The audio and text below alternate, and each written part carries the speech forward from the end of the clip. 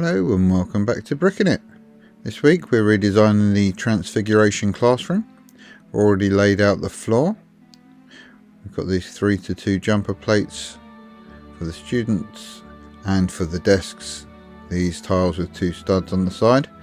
Each desk set will take up 4 studs, then we've got these 2 studs to play with. That's going to give us some space before we get to McGonagall's platform. This is where the professor's desk is going to be. The style of this build is very much like my previous one, which had the kind of turret end extension, except we're condensing it down to 16 studs wide.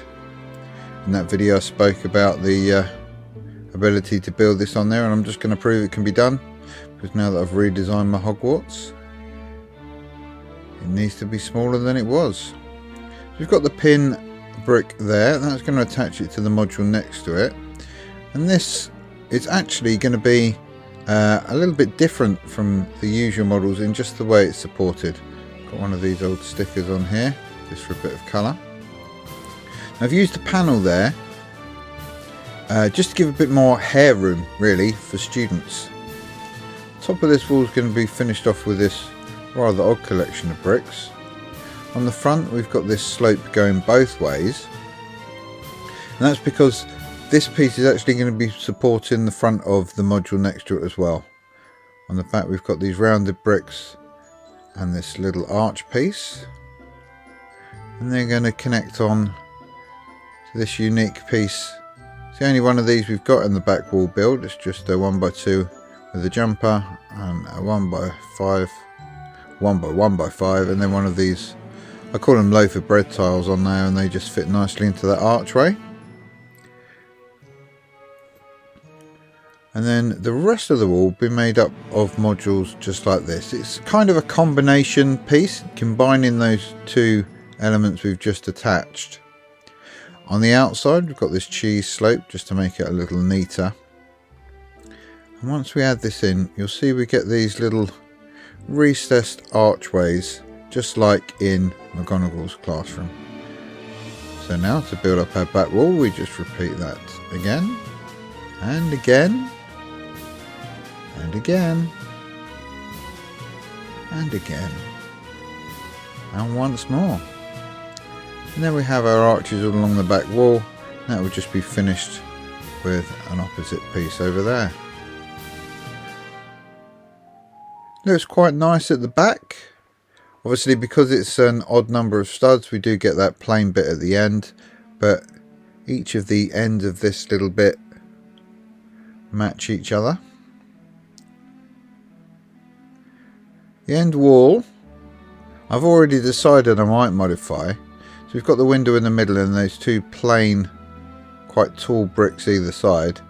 Now Professor McGonagall's desk has 2 blackboards up on her dais, and I'm thinking of putting a snot brick on the end of those and just having a couple of black tiles hanging off the wall to represent those 2 blackboards. And start adding in some students now. The seats are very simple. It's just a round 2x2 with some more of those plates with 2 studs. And the desk equally simple. And each student in the classroom will have a teacup. It's clearly the object of the Transfiguration during this lesson. So it's very packed in. You've really got to have short-haired students, or students with their hair up in a ponytail, to make sure that everyone fits. If you wanted to give away those 2 studs at the front, you could add another stud behind each desk to give them a bit more hair space. But I like to keep that space clear to separate the teacher from the students, and to add this little songbird to represent the various animals around the classroom in the movie. Now I've put these 2 candlesticks at the back. Really they should be flanking the desk. I'll have Professor McGonagall in here. You see the way I've got her posed, she's almost looking back at that wall next to her. Could easily have a blackboard on there. Pop the desk in. I think I might have a reshuffle in there and move that desk right up to the candlestick so I can get the other candle in the front, which I will need to do if I had the blackboards in at the back. So there we go, that's all the details crammed in. It's a very busy unit. I need to just pop the top on. So it's only 2 plates at the back, brick height at the front, but 2 plates at the back to hold all of those pieces in together. And this just locks in the unit all the way around. It's a nice simple build. Gives the impression of the classroom that we want. All the details that I had in my previous slightly larger model are still in here.